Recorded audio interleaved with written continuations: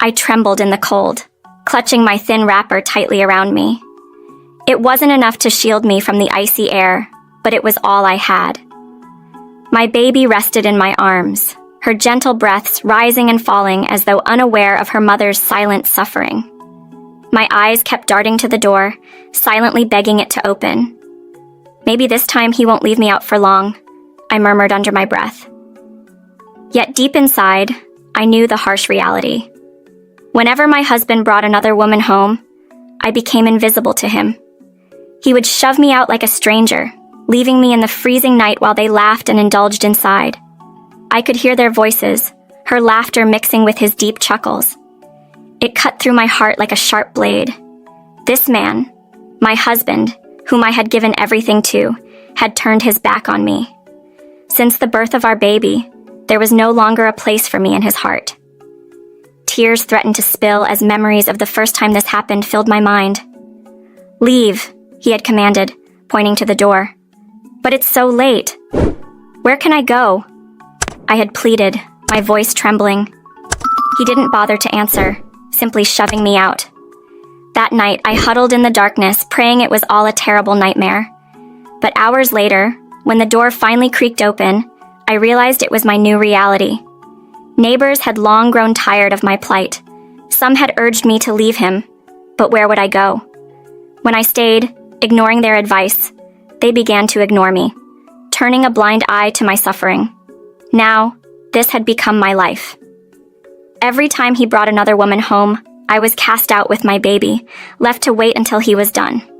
The cold night air seeped into my bones, but the chill in his heart hurt far more. At last I heard footsteps. The door opened, and there he stood, barely sparing me a glance. "You can come in now," he muttered indifferently. I stepped inside on unsteady legs, shivering from the bitter cold. The other woman was gone, but the disdain in her eyes as she left lingered in my mind. I glared back at her, though I knew better than to act out. If I dared, my husband would make me regret it. I placed my baby on the mat. There was no way I would lay her on that tainted bed. Wrapping my arms around her tiny body, I tried to keep her warm as the icy air filled the room. As I closed my eyes, one thought consumed me: leaving. But where could I go? Who would take in a woman with a child? My parents were gone, and my relatives had distanced themselves ever since I married him. "Why does he treat me like this?" I whispered into the darkness. The silence offered no answers. The next morning, determination swelled within me. I couldn't go on like this. I needed answers, and I needed warmth. Not just physical warmth, but the warmth of love and kindness, which had long been absent in my life. I found him seated at the dining table, scrolling through his phone. My legs felt heavy as I approached, but I forced myself to speak. "I need to talk to you," I said, my voice faint. He didn't even look up. Summoning all my courage, I continued. "I can't live like this anymore. Every time you bring another woman home, you throw me out. I have nowhere to go, and our baby, she needs a warm place to sleep." He sighed loudly, as if my words were nothing more than an annoyance, and finally looked at me. "What do you want me to do about it?" he asked flatly. My heart sank, but I pressed on. "I just want to understand why you treat me this way. I thought you loved me. I thought we were a family." He stared at me for a moment, his face unreadable. Then, without saying a word, he stood up and walked away, leaving my question hanging in the air. I stood there, frozen, confusion and despair swirling in my mind. What did his silence mean? Did he not care at all? Was this his way of telling me it was over? As I stood there, lost in thought, I heard the front door creak open. Turning around, I saw him standing at the doorway, his face cold and distant. "I'm going out," he said curtly. Before I could respond, he slammed the door behind him. My heart sank further. Where was he going now? My instincts told me it couldn't be anywhere good. Returning to the bedroom, I looked down at my baby, who was now awake, her innocent eyes gazing up at me. I forced a weak smile, though inside I felt my world collapsing. About an hour later, a noise outside jolted me from my thoughts. Footsteps approached the door, slow and deliberate. My heart raced. Was he back so soon? Peering through the window, I saw a shadowy figure standing just outside the door. A knock followed, sharp and urgent. My breath hitched as fear took hold. Who could it be? What did they want at this hour? The knock came again, louder this time. I held my baby tightly, unable to move. Summoning my courage, I glanced through the window again. My heart skipped a beat. It was Kofi. Kofi, my first love. We had dated for 9 years before he left to join the military. When he disappeared without a word, I eventually gave up hope and married my husband. I stood frozen by the door, my heart pounding so loudly it drowned out every other sound. The knocking came again, louder this time. My hands shook as I clutched my baby tightly to my chest. Fear and uncertainty paralyzed me, but I forced myself to move. Taking a deep breath, I shuffled toward the door. My trembling hands grasped the handle, and I slowly opened it. What I saw made my knees go weak. Standing there, after so many years, was Kofi. His face, though older and more worn, was unmistakable. His tired eyes met mine, and in them, I saw a reflection of the sorrow I carried in my own heart. Tears welled up in my eyes before I could stop them. I wasn't sure if it was the shock of seeing him or the weight of all I had endured, but as I looked at him, the tears spilled down my cheeks. Kofi, I whispered, my voice breaking. For a moment, he didn't speak. He simply looked at me, his own eyes shimmering with emotion. Time seemed to stand still, and memories of our past came rushing back. Our laughter, his promises to protect me, and the pain of his sudden disappearance. I heard, "You're not happy here," he finally said, his voice heavy with regret. His words felt like a dagger to my chest. How did he know? Who had told him? I wanted to ask, but the words wouldn't come. My throat was dry and my mind was racing. Stepping aside, I led him into the house. He walked in slowly, his eyes scanning the cramped, shabby space. I could feel the weight of his silent judgment, and shame burned through me. This wasn't the life I had dreamed of. It was far from the life we once imagined together. Kofi turned to face me, his eyes filled with both pain and concern. "Why didn't you tell me?" he asked gently. "Why didn't you try to reach out? I know I made mistakes. I shouldn't have left the way I did, and I'm so sorry. But if you had called, written, something, maybe I could have made things right sooner." I didn't know how to respond. How could I explain that I had lost all hope? That after he left, I had no choice but to try and build a life with someone who now treated me like I didn't matter. My baby whimpered in my arms, and I held her closer, finding some comfort in her small, warm presence. "I didn't know where you were, Kofi," I said at last, my voice barely above a whisper. "You left and never came back. I thought you had forgotten about me." Tears slid down his face as he shook his head. "I could never forget you," he said softly.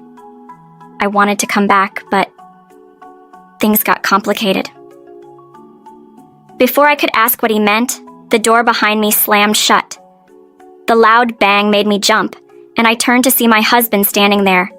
His cold, piercing eyes darted between me and Kofi, and I felt a familiar wave of dread wash over me. His face twisted in anger, the same look he wore before he did something cruel. "What's going on here?" he growled, his voice low and menacing. I opened my mouth to speak, but fear strangled the words. My hands trembled so much I thought I might drop my baby. Kofi stepped forward, calm but resolute. "I'm here to talk to her," he said firmly. "I know how badly you've been treating her, and I can't stand by and let it continue." My husband let out a mocking laugh, taking a step toward him. "And who do you think you are?" he sneered. "You walk into my house and tell me how to treat my wife?" The tension in the room was suffocating. My baby whimpered again, sensing the fear in the air. I wanted to say something, anything to defuse the situation, but my voice refused to cooperate. Please, I managed to whisper, tears pooling in my eyes. Please don't do this. But neither man was listening. My husband stepped closer, his fists clenched at his sides. Kofi didn't flinch, his determined gaze fixed on him. I could see the resolve in his eyes, a reflection of the strength he once had when we were younger. And then, chaos erupted. My husband lunged at Kofi, grabbing him by the collar and slamming him against the wall. I screamed, clutching my baby as I watched in horror. "Leave her alone!" Kofi shouted, his voice shaking with controlled rage. I could tell he wanted to fight back, but each time he glanced at me, he hesitated, restraining himself. My husband laughed darkly, tightening his grip. "You think you can come here and take what's mine?" he snarled. "You're nothing." I couldn't take it anymore. My legs gave out and I collapsed to the floor, sobbing uncontrollably. My baby's cries filled the room, blending with the chaos around me. I felt utterly helpless. Suddenly, the sound of shattering glass pierced the air. I looked up through tear-blurred eyes to see that Kofi had grabbed a vase from the table and smashed it against my husband's head. My husband stumbled back, clutching his head as blood trickled down his temple. His eyes widened in shock, and for the first time, I saw fear flicker in them. The room fell silent, the air heavy with tension. My breath caught in my throat as time seemed to slow. I knew what was coming next, and I knew there was nothing I could do to stop it. The silence felt suffocating, like a heavy cloud weighing on us. I could hear the relentless pounding of my heartbeat in my ears as I stared at the scene before me. My husband stumbled backward, clutching his bleeding head. Pain and rage twisted his face, and for a moment, I thought he might collapse. But he didn't.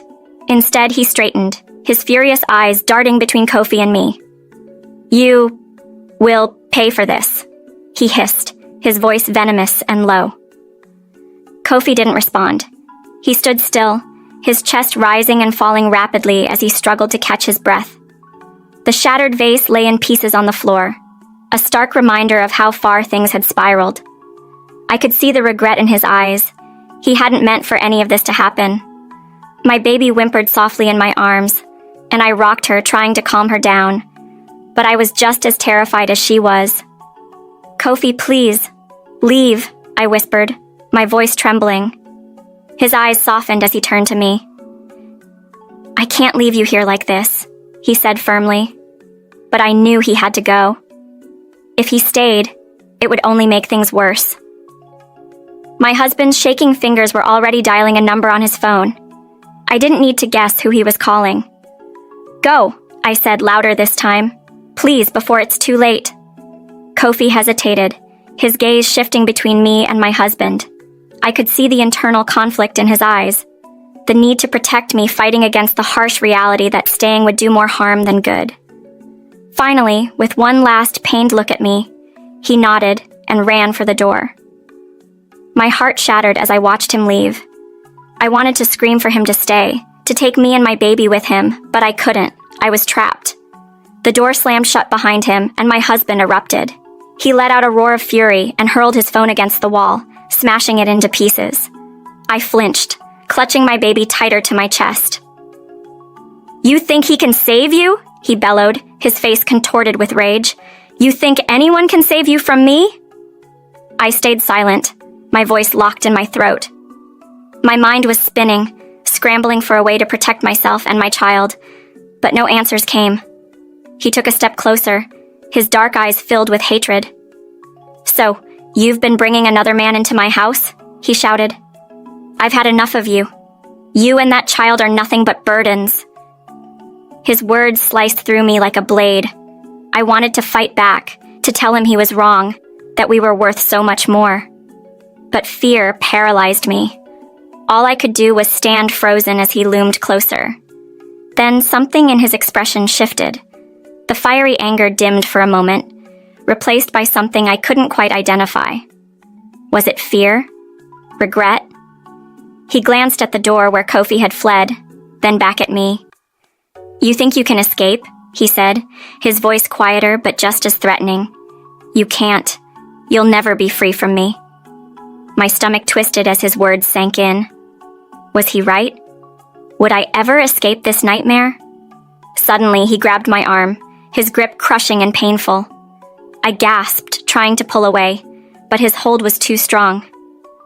"We're going to settle this once and for all," he snarled, dragging me toward the door. My baby wailed loudly, her cries piercing the tense silence. I tried to soothe her, but my fear made it impossible. My husband didn't care. He yanked the door open and pulled me outside into the cold, empty night.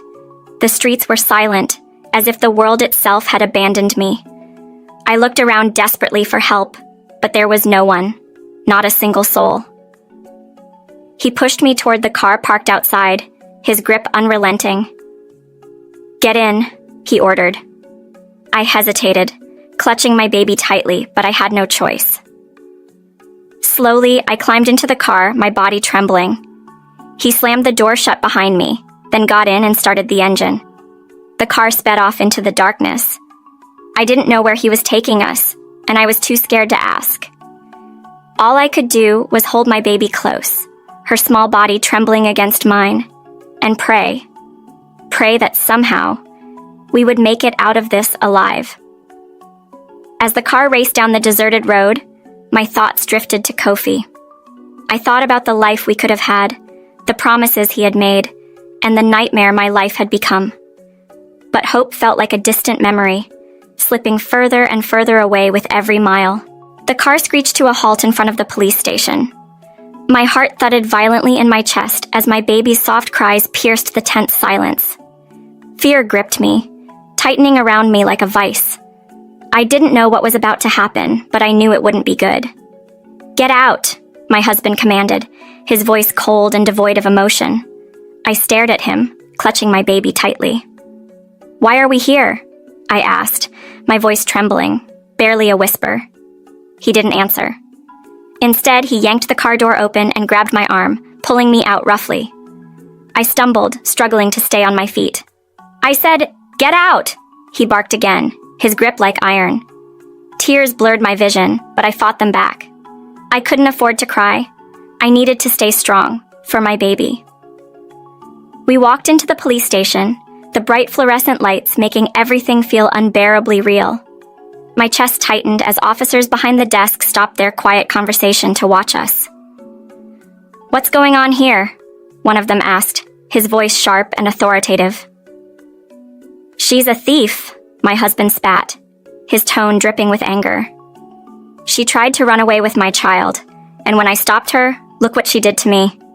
He pointed to his bandaged, blood-stained head. I gasped, horrified. "That's a lie," I cried out, my voice shaking. "I didn't do anything wrong." But no one listened. The officers exchanged skeptical glances. Before I could react, one of them gently but firmly took my baby from my arms. "No!" I screamed, reaching out desperately. "Please don't take her. She's all I have."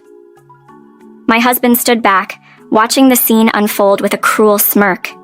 He leaned closer and whispered just loud enough for me to hear, "This is what you deserve." My knees buckled as the officers led me to a small, cold room. They pushed me inside, and the door slammed shut, leaving me alone. The emptiness of the room mirrored the hollowness in my chest.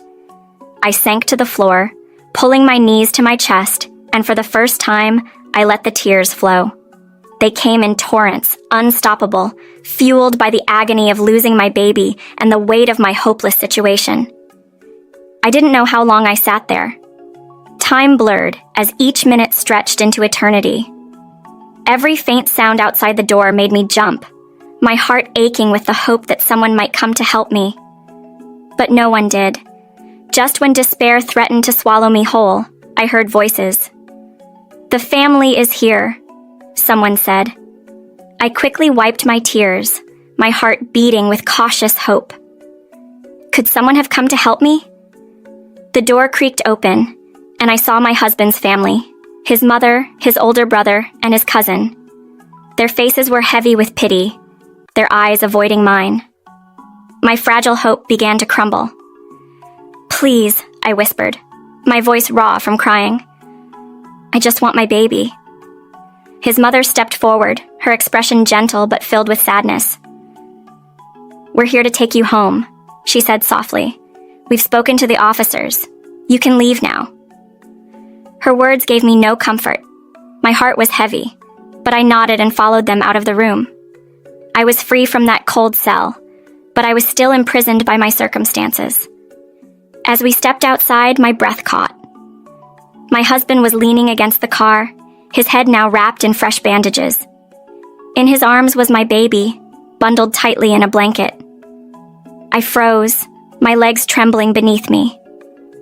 "Please," I begged, my voice cracking as I reached out toward my child. "Let me hold her." He shook his head firmly. "No," he said with icy finality. "You're not fit to be her mother." His words stabbed through my heart. I felt like the ground beneath me was crumbling. How could he say that? How could he take my child from me after everything I had endured? His family stood beside me, their faces heavy with guilt. But none of them spoke.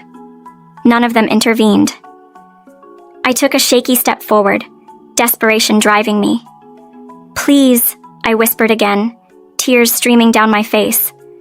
"She's my baby. I just want to hold her." He stepped back, his hard eyes warning me.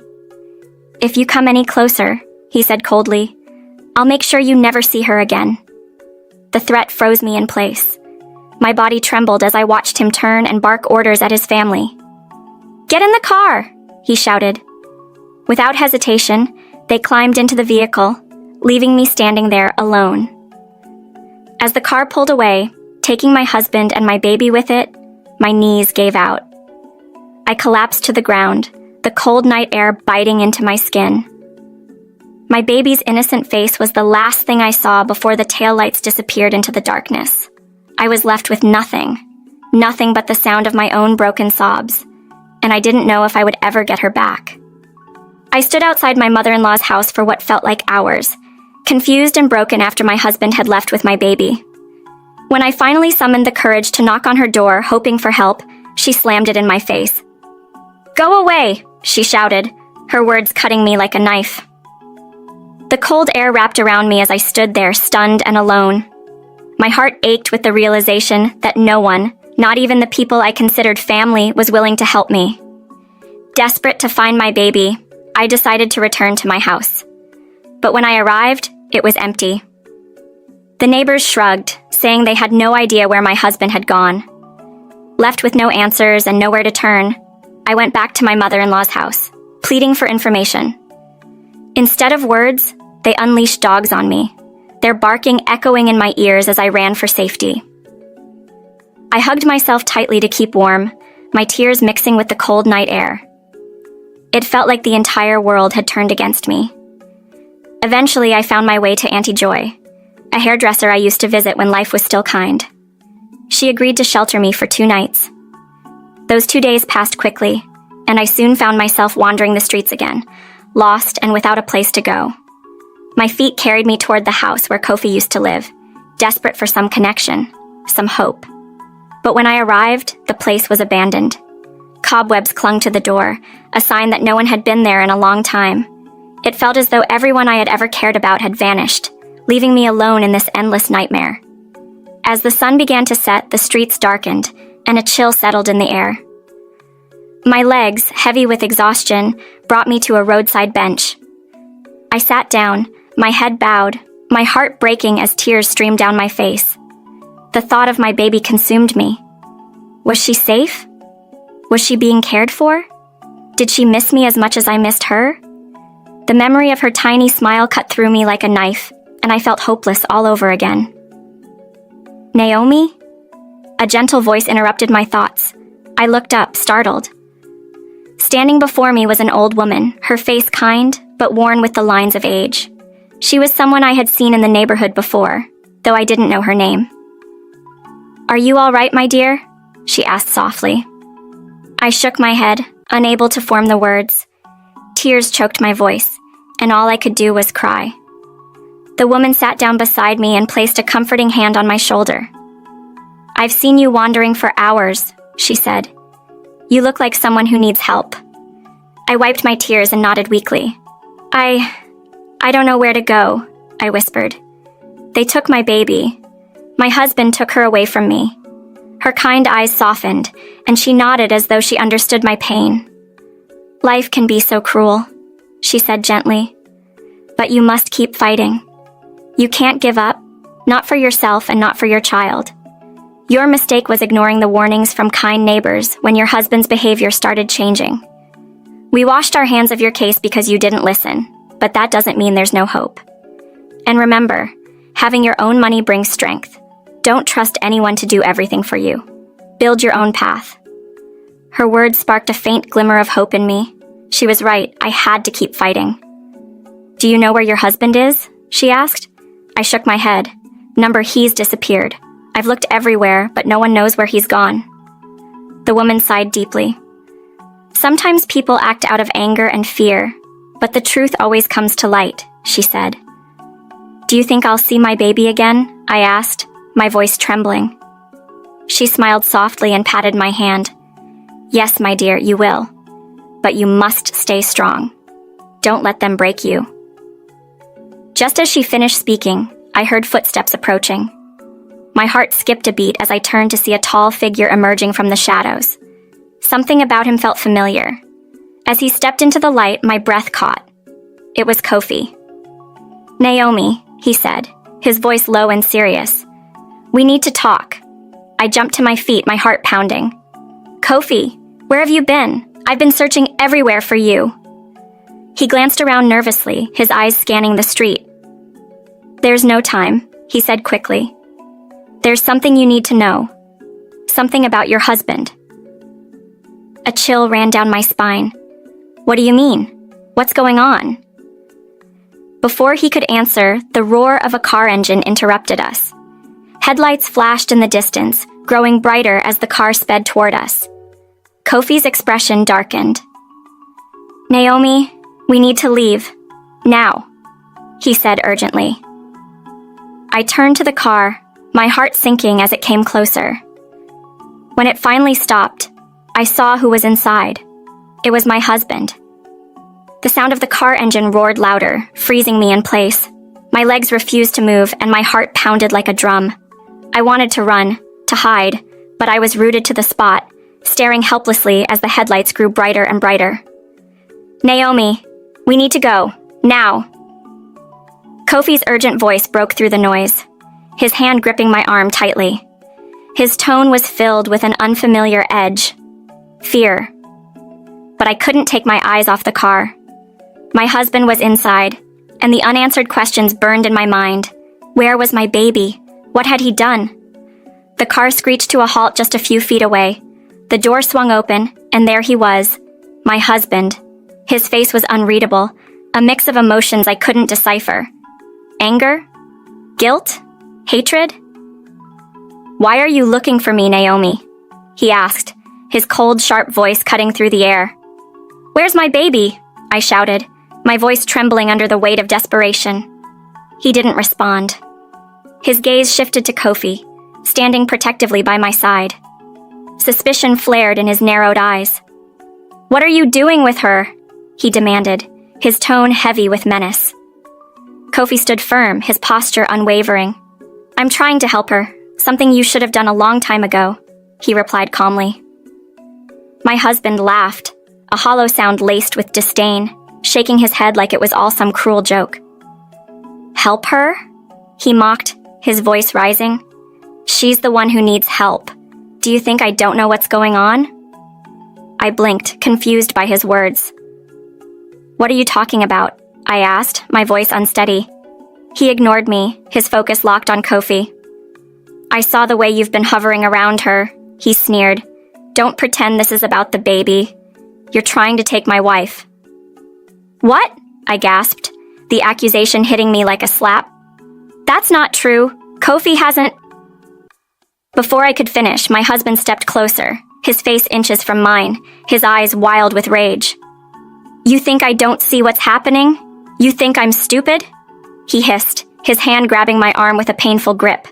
I winced in pain, trying to free myself. "Please," I cried. "I just want my baby. Where is she?"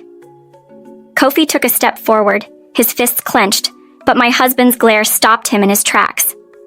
"Don't even think about it," my husband growled. "You're out of control," Kofi said, his voice low but steady. "Where's the child? What have you done with her?" A bitter laugh escaped my husband's lips, sending chills down my spine. "Oh, she's safe," he said with venom. "Safer than she ever was with you, Naomi." His words hit me like a hammer. My voice broke as I whispered, "You're lying. You're lying." He stepped back, his expression a mix of anger and mockery. "Am I?" he retorted coldly. The weight of his words was too much to bear. My legs buckled and I collapsed onto the ground, sobbing uncontrollably. The world around me blurred as pain and despair consumed me. Kofi knelt beside me, placing a comforting hand on my shoulder. "We'll find her, Naomi," he said softly. "I promise." I wanted to believe him, but how could I? My husband was a man I no longer recognized, a man capable of anything. For a brief moment, I thought I saw a flicker of regret in my husband's eyes as he watched me cry. But if it was there, it disappeared just as quickly. Without another word, he turned and opened the car door.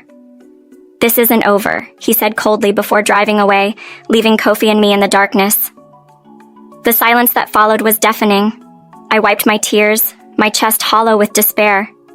My baby was gone, and I had no idea how to get her back. Kofi helped me to my feet. "We can't stay here," he said firmly. "Come with me. I have a plan."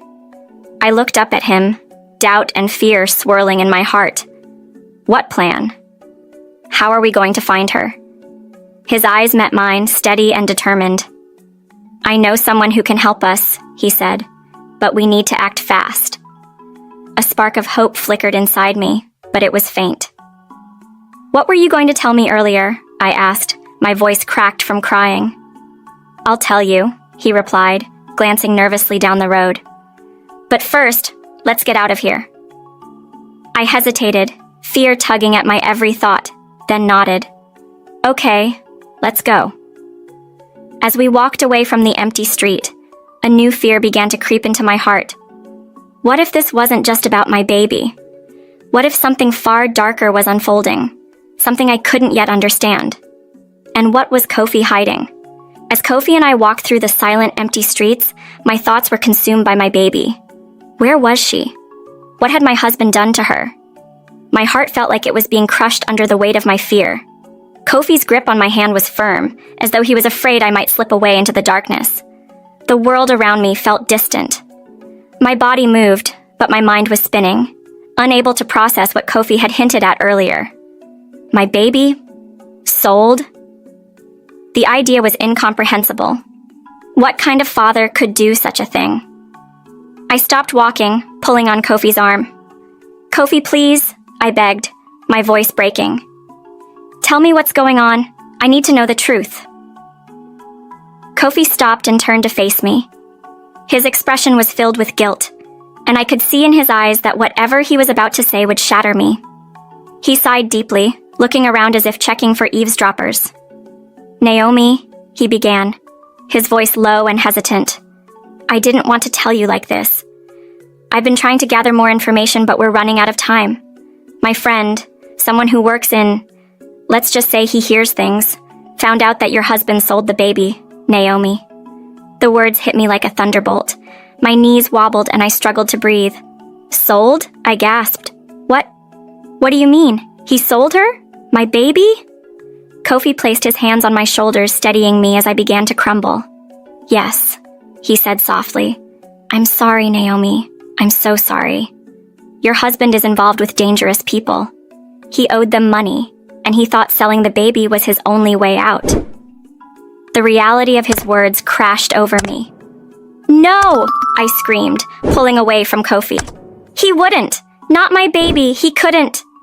My voice cracked as the tears came, pouring down like rain. I dropped to my knees, sobbing uncontrollably. Why? Why would he do this? Kofi knelt beside me, his voice calm but filled with sorrow.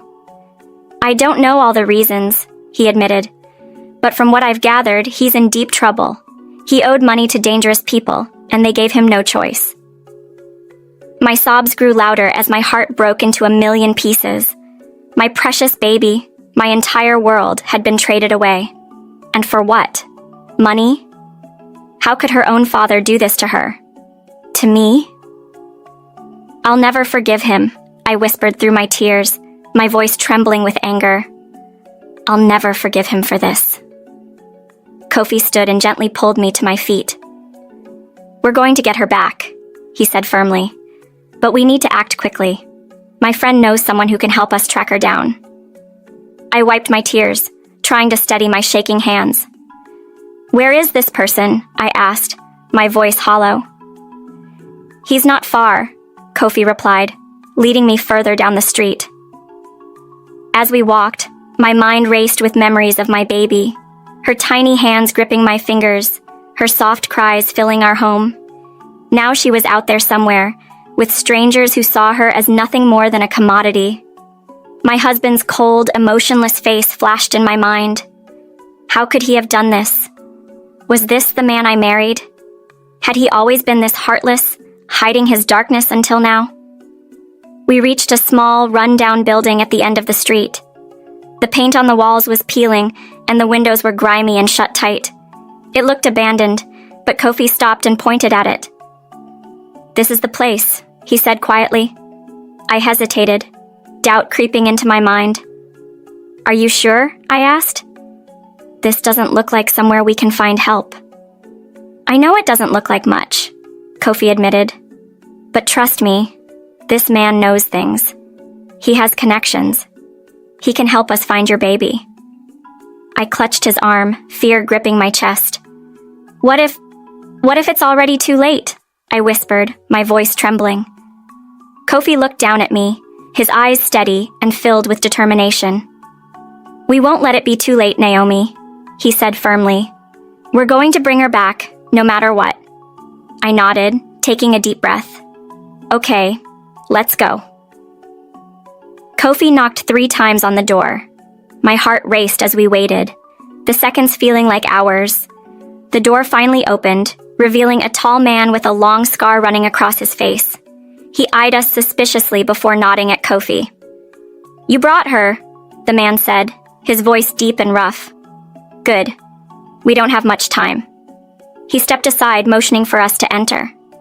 The room inside was dimly lit, filled with old furniture and piles of scattered papers. The air smelled of dust and something faintly metallic. What now? I whispered, gripping Kofi's arm tightly. The tall man locked the door behind us with a heavy click, the sound echoing through the tense air. My heart raced as panic surged through me. Every instinct screamed for me to run, but I had nowhere to go. My baby was still out there, and this place, no matter how unsettling, seemed to be my only hope. The man with the scar walked toward us. His presence was commanding, and Kofi quickly nudged me to stand. The man gestured toward a worn, faded couch. Sit, he ordered, his voice gruff and unyielding. I glanced at Kofi, who gave me a slight nod of reassurance. Reluctantly, I sat on the edge of the couch, my hands trembling in my lap. The man disappeared into a back room, leaving us alone. I leaned toward Kofi and whispered urgently, Who is this man? Can we trust him? Kofi sighed, running a hand through his hair. His name is Bako, he explained. He's connected. He's done things that aren't exactly legal, but if anyone can help us find your baby, it's him. My stomach twisted with unease, but my desperation outweighed my fear. I don't care what it takes, I whispered fiercely. I just want her back. Before Kofi could respond, Bako returned, carrying a small black notebook. He dropped it on the table with a thud and sat across from us, his piercing gaze fixed on me. You're the mother, right? He asked, flipping through the notebook with practiced ease. I nodded, my voice caught in my throat. Good, he muttered, his eyes scanning the pages. I've heard about your husband's mess. Owing money to the wrong people never ends well. But selling a baby? That's another level of desperation. The words stabbed through me, each one like a dagger. My husband had done the unthinkable. How could the man I once loved, the father of my child, sell her as if she were nothing but an object? I clenched my fists, anger and heartbreak swirling inside me. Bako stopped flipping and tapped a page with his finger. Here it is, he said, looking directly at me. Your husband sold the baby to a human trafficking group. These people deal in things you don't want to know. My breath caught, and I felt as though the room was spinning. We should go to the police, I blurted, turning to Kofi. This is too dangerous for us to handle alone. No, Bako interrupted sharply. Don't even think about that. The traffickers are connected to powerful people in this town. Bringing the police into this will only make it worse. Tears filled my eyes as I asked, my voice shaking. Where is she? Where is my baby now? Bako leaned back in his chair, his expression grim. That's the hard part. The group doesn't stay in one place for long. They're always on the move. But I know someone who might be able to track them down. Who? Kofi asked, his voice edged with urgency. How long will it take? Bako rubbed his chin thoughtfully. There's an old woman. Mama Ade. She has her ways of finding things, people, places. She's helped me in the past, but getting her to help won't be easy. I don't care how hard it is, I snapped, the desperation in my voice spilling out. I need my baby back. Bako raised an eyebrow, but nodded. I'll call her, but be prepared. Mama Ade doesn't do favors for free. She'll want something in return. My heart sank. What could I possibly offer? I had nothing left to give. No money, no valuables. Only my broken spirit and a mother's determination. Bako walked over to an old, dusty phone in the corner and dialed a number. The silence in the room was oppressive as we waited. The ticking clock on the wall only heightened the tension. After what felt like an eternity, Bako finally spoke. Mama Ade, it's Bako. I need your help. He paused, listening. I strained to hear the voice on the other end, but it was too faint. Whatever Mama Ade was saying made Bako's expression darken. He glanced at me briefly before nodding. Yes, it's about the baby, he said. Another pause. I understand. We'll be there. Hanging up the phone, he turned to us. She'll meet with us, but it has to be tonight. We don't have much time. Tonight? I whispered, fear creeping into my voice. Bako nodded. Yes, but prepare yourself. Mama Ade is not someone who helps without a price. She'll ask for something, and it might be difficult to give. Kofi stood and pulled me to my feet. We'll do whatever it takes, he said with determination. I nodded hesitantly, fear gnawing at the edges of my resolve. What could Mama Ade possibly want from me? Whatever it was, I had no choice. If there was even the slightest chance she could help me find my baby, I had to face it. Bako opened the door and the cold night air rushed in. Let's go. She lives on the outskirts of town. It's a bit of a walk. As we stepped outside, the chill didn't faze me. My thoughts were consumed by my baby. I could almost hear her tiny cries, feel the warmth of her in my arms. The possibility of never holding her again was too much to bear. We walked through the dark, silent streets, the journey feeling endless. When we finally arrived, I saw a small, dilapidated house standing alone at the edge of town. Bako knocked firmly on the door. After a moment, it creaked open to reveal an old woman with piercing eyes. Her presence was both calming and unsettling, as though she could see straight into my soul. Mama Ade, Bako said respectfully. This is the mother. The woman's sharp gaze locked onto mine and she nodded slowly. Come, she said in a strong, commanding voice. We have much to discuss. We sat on the cold, hard floor. The room was dimly lit, with a single small candle flickering weakly in the corner. Shadows danced on the walls, twisting into eerie shapes like creatures from a nightmare. Mama Ade's piercing eyes stayed locked on mine, sharp and all-knowing, as if she could see straight into my soul. I was terrified. My hands trembled as I nervously fidgeted with the hem of my dress. Kofi sat close beside me, his hand resting gently on my shoulder. I could feel his silent attempt to comfort me, but my mind was too overwhelmed. All I could think about was my baby, her tiny, helpless face. I was ready to do anything to bring her back, no matter the cost. Mama Ade finally spoke. Her voice was soft but carried an undeniable strength, like a whisper that filled the entire room. You want your child back, she said, her gaze never wavering. But are you prepared to pay the price? My heart skipped a beat. A price?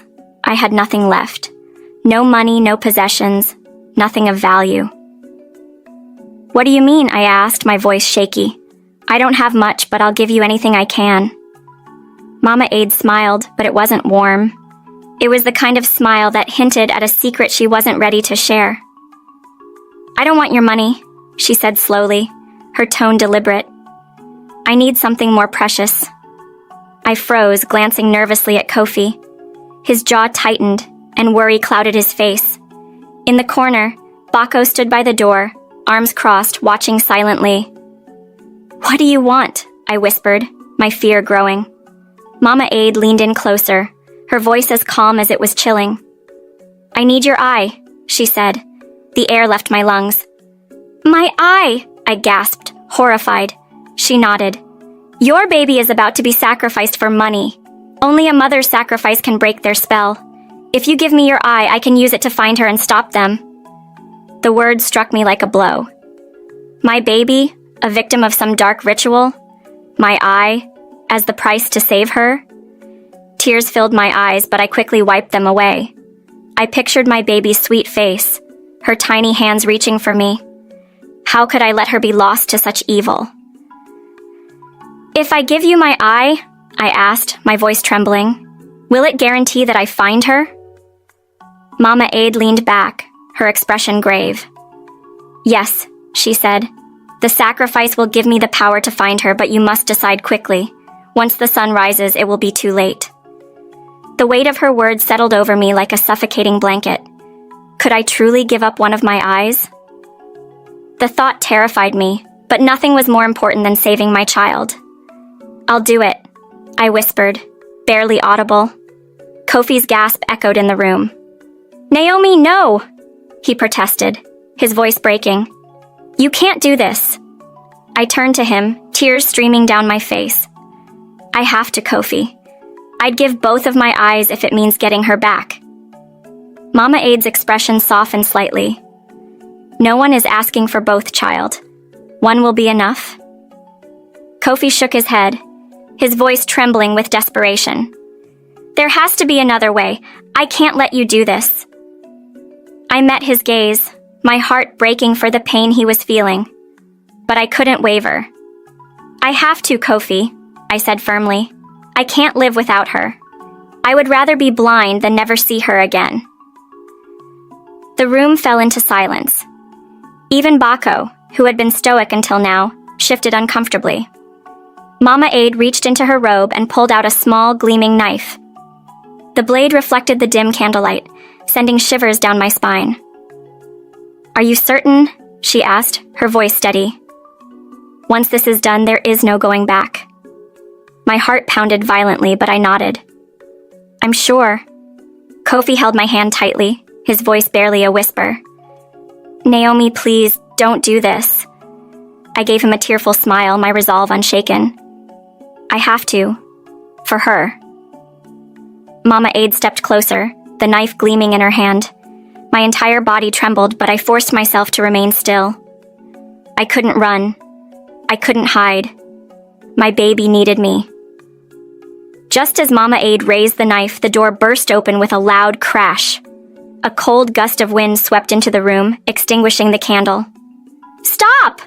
A voice shouted, strong and commanding despite its owner's frail appearance. Everyone froze. Standing in the doorway was an old woman, her breath rapid, her eyes wide with determination. Mama Aid glared at her, the knife lowering slightly. What are you doing here? She demanded, her tone sharp. The old woman stepped into the room, her hands trembling but her resolve unbroken. You can't take her eye, she said firmly. There is another way. My heart leapt at her words. Another way? Could it really be true? There's another way? I asked, my voice trembling with hope. The old woman nodded. I know where they've taken your baby, she said, her voice steady. You don't need to make this sacrifice. Mama Aid's eyes darkened with anger. Do not interfere, she hissed. You know the rules. The old woman didn't back down. I know the risks, but I won't let another mother lose more than she already has. Must you always demand something precious in exchange for help?" Her words hung heavy in the air, their meaning cutting deeper than any knife. My mind spun with questions. What did she mean? Could this truly be resolved without such a painful sacrifice? The tension in the room was suffocating as everyone fell silent. I knew a decision had to be made, and quickly. The room was so silent I could hear the rapid thudding of my own heartbeat. I stared at the old woman, clinging to the faint hope that she was telling the truth. My baby's innocent face filled my mind, and a flicker of hope lit my chest. Could this really be a way to get her back without sacrificing my eye? Mama Aid's face darkened with rage. Her grip on the knife tightened, her knuckles whitening under the strain. "You have no right to interfere," she spat, her glare sharp and menacing. "This mother came to me for help. Only I know how to break the spell." The old woman didn't flinch. She stood tall despite her frail frame, her unwavering eyes locked onto Mama Aid's. "You think you're the only one with power," she said, her voice calm yet firm. "But there are other ways to save this child."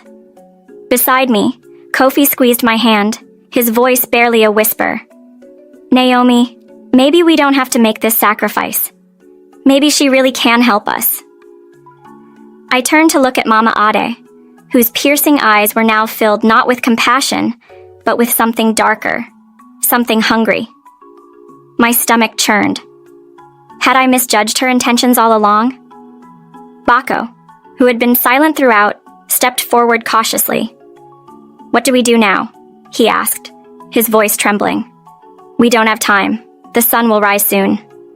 The old woman turned to me, her gaze softening. "Come with me, child," she said gently. "I will show you another way." I hesitated for a moment, my eyes flicking back to Mama Ad. Her glare burned with disappointment and fury, but she made no move to stop me.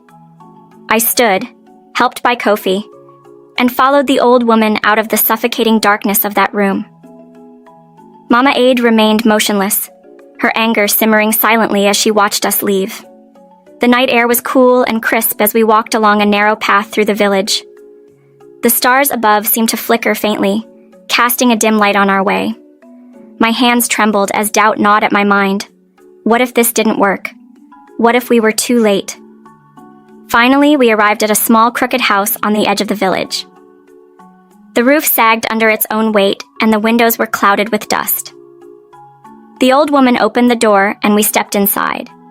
The air smelled of herbs and something ancient, something I couldn't place. "Sit," the old woman instructed, gesturing to a mat on the floor. We lowered ourselves onto the rough mat, the tension in the room almost tangible. My heart pounded as the old woman moved to a shelf, pulling out a bundle of eggs. She set them carefully in front of us. "What are we supposed to do with those?" Kofi asked skeptically, doubt lacing his voice. The old woman ignored him, turning instead to Bako. "Go to the market and bring me another crate of eggs. Hurry, before it's too late." Bako looked confused but didn't question her. He nodded and quickly left the house. "These eggs will help us find your baby," the old woman said, her gaze fixed on me. I didn't understand, but I nodded anyway.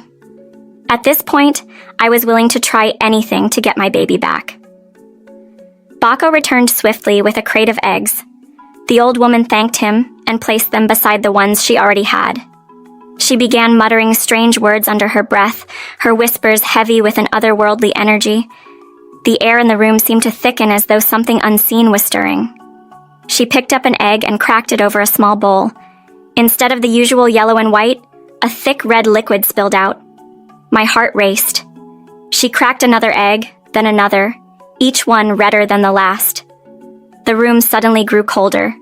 A chill ran down my spine as the old woman's whispers grew louder, echoing eerily in the small space. Her eyes closed as she chanted, the sound building to a crescendo. Then, just as suddenly, she stopped. The silence was deafening. I held my breath, my entire body tense. Was it over? Had we failed? Before I could speak, the old woman vanished. My breath hitched, and I frantically looked around. "Where did she go?" Kofi whispered, his grip tightening on my hand. Before I could answer, a gust of wind swept through the room, and the old woman reappeared. But she wasn't alone. In her arms was my baby. My heart exploded with joy and relief. "My baby!" I cried, leaping to my feet. Tears streamed down my face as I rushed to the old woman, reaching for my child. She handed her to me, her tiny body warm and alive in my arms. I clutched her tightly, her soft hair brushing against my cheek. I sobbed uncontrollably, overwhelmed with gratitude and relief. Kofi embraced us both, tears shining in his eyes. "We did it, Naomi," he whispered.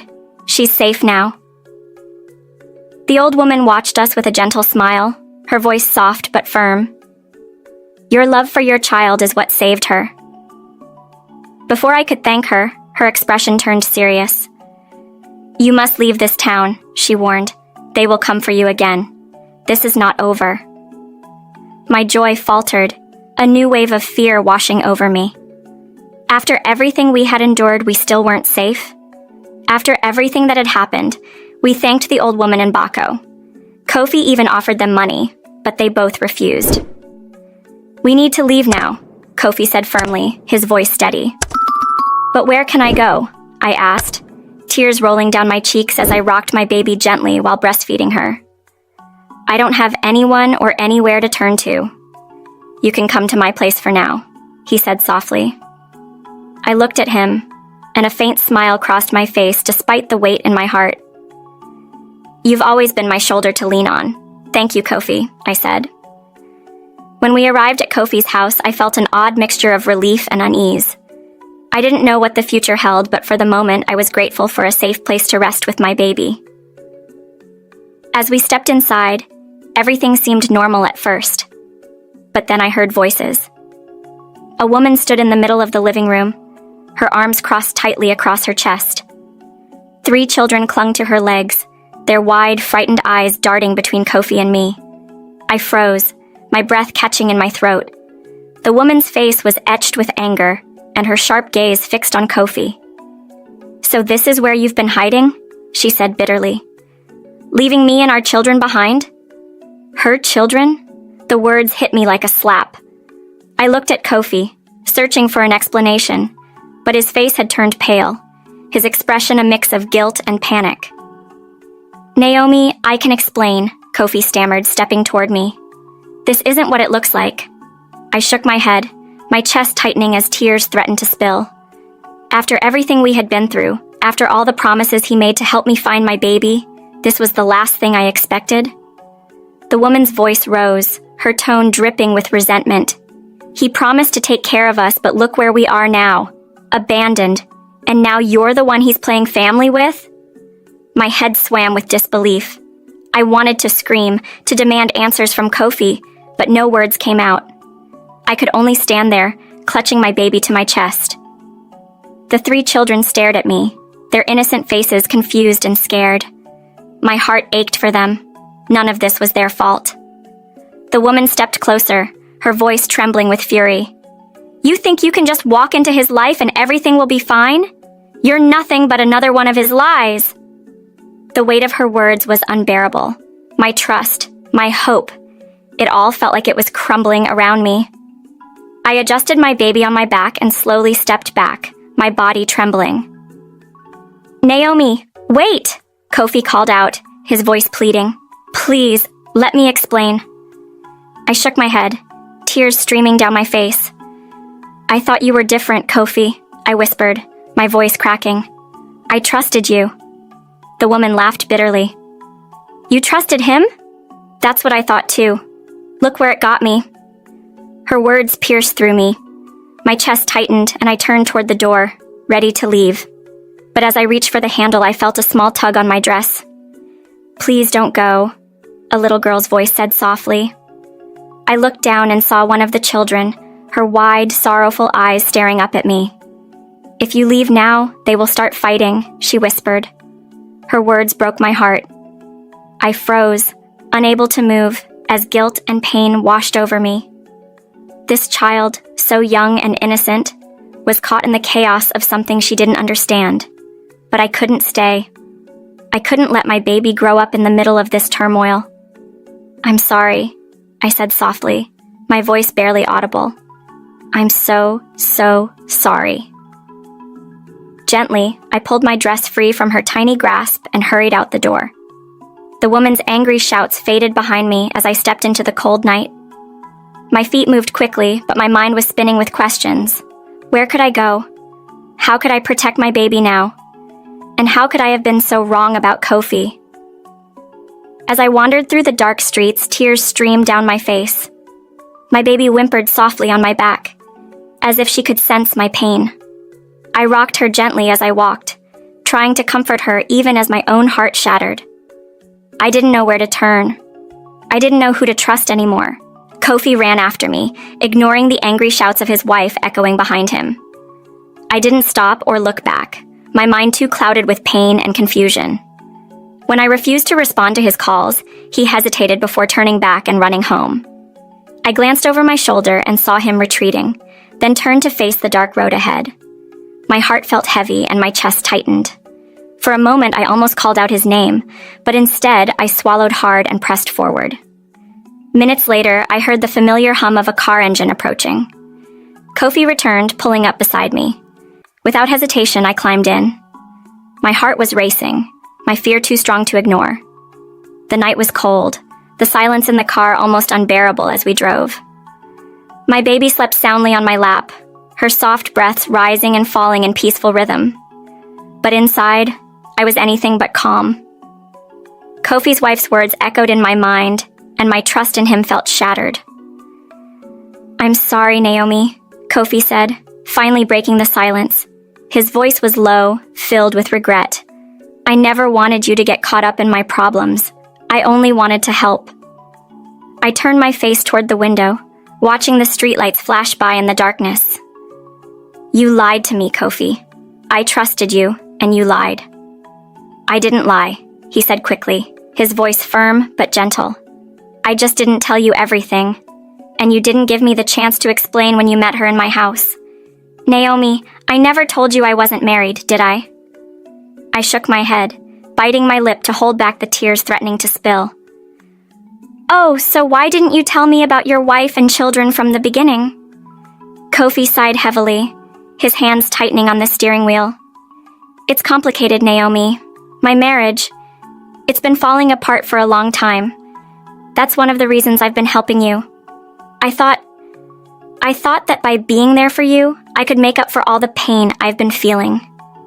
I stayed silent, unsure of what to say. Kofi had been my anchor, my only source of support during this nightmare. Now, everything felt so uncertain. "I know you don't trust me anymore," Kofi continued, his voice soft. "But you and your baby need a safe place for the night. I'll take you to my friend's house. He's expecting us." I nodded weakly, too emotionally drained to argue. At least Kofi's friend wouldn't be a complete stranger. We pulled up to a small, modest house at the end of a quiet street. The door opened before we even stepped out of the car, and a tall, gentle-looking man greeted us with a warm smile. "Kofi, you made it," he said, giving Kofi a brief hug before turning to me. "You must be Naomi. Please, come in. You and your baby will be safe here." I forced a small smile and followed him inside, holding my baby close. The house was warm and simple, with soft lighting and modest furnishings. The peaceful atmosphere offered me a small measure of relief, though my heart was still heavy with doubt and pain. Jonas, as the man introduced himself, showed us to a small guest room. I gently laid my baby on the bed and watched her sleep, her tiny face so peaceful. A wave of guilt swept over me. She deserved so much better, a stable, loving home, something I hadn't been able to provide. "Naomi, can I speak to you for a moment?" Jonas's voice startled me. I turned to see him standing in the doorway. Nodding, I followed him to the living room, leaving the door ajar so I could still hear my baby if she stirred. Jonas gestured for me to sit. Kofi was already there, his head bowed and his hands clasped together in his lap. "Naomi, I don't know everything that's happened," Jonas began, his tone calm and kind. "But I do know that Kofi cares deeply about you. He's told me a little about what you've both been going through. I glanced at Kofi, who avoided my gaze, his shoulders slumped. Jonas continued, Kofi has been struggling with his marriage for a long time. When he found out that the children weren't his, it broke something inside him. I think helping you was his way of trying to heal, but he didn't handle it the right way. The words hit me like a shockwave. What? I exclaimed, my eyes widening in disbelief. I turned to Kofi, who now had tears streaming down his face, his head still bowed. Oh my God, I whispered, my voice trembling. I swear I didn't know. I thought... My words faltered as I broke into sobs, overwhelmed by guilt and regret. Jonas nodded sympathetically. I understand, Naomi. People make mistakes. What matters now is that you and your baby are safe. I turned to Kofi, tears still streaming down my face. Kofi, I'm so sorry, I said, falling to my knees in front of him. Kofi quickly reached out and pulled me to my feet, wrapping his arms around me as he sobbed into my shoulder. I never wanted to hurt you, Naomi, he whispered. I just wanted to be there for you. I held him tightly, my voice soft but sincere. I understand now. I'm sorry for judging you. As we stood there, wrapped in each other's embrace, Jonas's words lingered in my mind. For the first time in what felt like forever, I allowed myself to feel a small spark of hope. Weeks passed at Jonas's house until Kofi helped me find a place of my own. He visited often, bringing food, clothes, and even toys for my baby. Each time he came, my heart grew a little lighter. Slowly, we began to rebuild what had once been broken, falling in love all over again. We weren't perfect, but we were trying. One evening, Kofi arrived at my house with a serious expression. Naomi, he began, I've spoken to your kinsman. I want to marry you, properly this time. My eyes widened in shock. What? My kinsman? You went all the way to my village? He nodded, a warm smile spreading across his face. I didn't know how to respond. Fear and excitement battled within me. After everything we had endured, I wasn't sure if I was ready. But when I looked into his eyes, I saw nothing but love and determination. He was serious. A few weeks later, Kofi brought his kinsman to visit me and officially asked for my hand in marriage. My heart raced with anticipation. It felt like a fresh start, a chance to create a better life for myself and my baby. But there was still one final matter to address: returning the bride price to my former husband. A few days later, we traveled to my village. I dressed simply, wrapping myself in a plain cloth, my baby strapped securely to my back. My kinsman and I made our way to my ex-husband's house under a cloudy sky that seemed to mirror the weight of the moment. When we arrived, I froze at the sight before me. My ex-husband, the man who had once tormented me, was sitting in a wheelchair. His frail body and sunken face made him look much older than his years. The man who had once been so proud and strong was now reduced to this. My kinsman greeted him, but he didn't respond. His eyes burned with bitterness as he glared at me. His mother emerged from the house, her expression as cold as ever. She carried a small bundle of money wrapped in cloth and handed it to one of my uncles. "This is the bride price," she said curtly. I stood there, holding my baby close, a mix of sadness and relief coursing through me. It was over. The ties that bound me to this man had been severed. As we turned to leave, I felt a weak tug on my arm. I looked down to see my ex-husband gripping my wrist. Tears filled his eyes, and his voice came out in soft, broken whispers. "Naomi, I'm sorry." For a moment, I didn't know what to do. I had waited so long to hear those words, but now, standing before this broken man, I felt no satisfaction, only pity. I knelt beside him, gently placing my hand on his. "I forgive you," I whispered, and I meant it. Tears streamed down his face as he nodded weakly. He tried to say more, but his voice faltered. I stood, holding back my own tears, and walked away, feeling a strange sense of peace wash over me. Back at the house, Kofi was waiting for me. His face lit up when he saw me. "How did it go?" he asked, concern in his voice. "It's done," I replied softly. I'm free. Kofi smiled and pulled me into his arms. I'm glad, he whispered. You deserve happiness, Naomi. We both do. In the weeks that followed, we began planning our future together. When the day of our wedding came, it was a small, intimate ceremony with close friends and family. It wasn't about extravagance. It was about love. As I stood there in my simple white dress, holding my baby in my arms, I couldn't believe how far I had come. From a woman who had been abandoned and mistreated, I had grown into a mother who had found strength and love despite the odds. After the wedding, Kofi and I moved into a beautiful house in the city. He worked hard to provide for us, and I stayed home to care for our baby while managing a small provision store he had set up for me in front of our flat. Our life wasn't perfect, but it was filled with love and laughter. One quiet evening, I sat outside with my baby on my lap, watching her play with a toy Kofi had bought her. The warmth of the setting sun kissed my skin as I reflected on everything we had overcome. Kofi was inside, cooking dinner. I could hear him humming softly, the sound bringing a smile to my face. I looked down at my daughter's sweet face and gently kissed her forehead. We made it, I whispered to her. We're finally okay. For the first time in what felt like forever, I believed it. I had found my peace, my love, and my family. The pain of the past no longer weighed me down. I was free. The end. Naomi's story is a powerful reminder of the strength of a mother's love and the resilience of the human spirit. Betrayed by her husband and abandoned in the cold, she endured unimaginable pain for her baby. Even when hope seemed lost, she found the courage to forgive, rebuild, and trust again with Kofi by her side. Her journey teaches us that love sacrifices, forgiveness heals, and resilience leads to new beginnings. What did Naomi's story teach you about love and forgiveness? Share your thoughts in the comments. I'd love to hear.